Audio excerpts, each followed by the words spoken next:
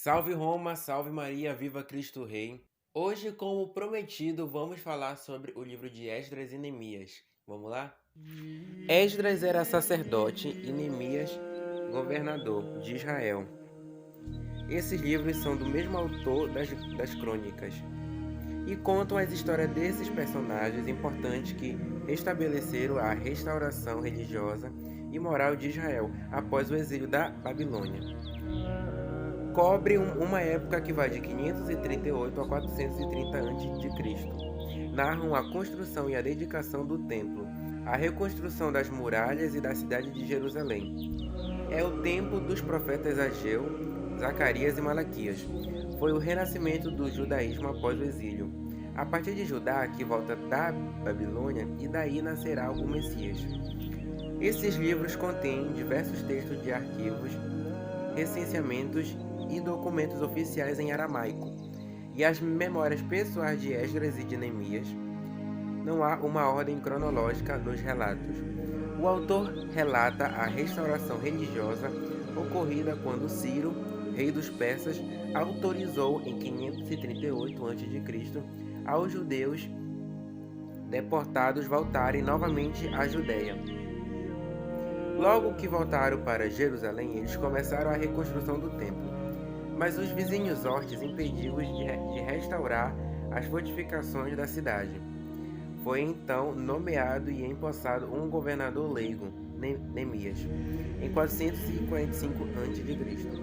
Houve muita dificuldade para restaurar a sociedade repleta de abusos religiosos, muitos casamentos mistos entre judeus e pagãos, e daí que surgiu a metáfora de Adão e Eva, para controlar esse pecado que eles estavam tendo, que constituiu perigo para a religião judaica. Foi então que o sacerdote Esdras entrou em ação, conseguindo que a lei de Moisés fosse novamente observada e que o culto fosse restabelecido, especialmente quanto aos casamentos mistos.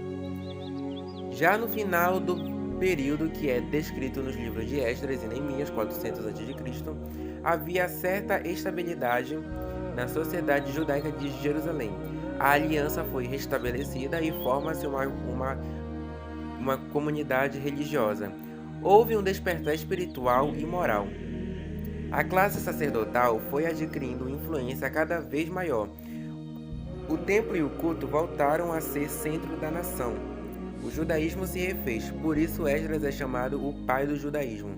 Neste contexto, surgiu também a observância rigorosa da lei, com um deplorável formalismo, com certa hipocrisia religiosa que Jesus tanto reprovou nos fariseus. Esses eram homens que se achavam justos e santos só porque observavam rigorosamente a lei exteriormente. Vale a pena ler o capítulo 9 de Esdras, bem como a bela oração de Neemias no capítulo 1. Além disso, a narração da construção do templo no capítulo 4 a 6 e a oração de confissão dos pecados nos capítulos de 9 a 10 são edificantes. Então, minha gente, eu vou ficando por aqui. Vão se inscrevendo, compartilhe. Qualquer dúvida deixa aí embaixo.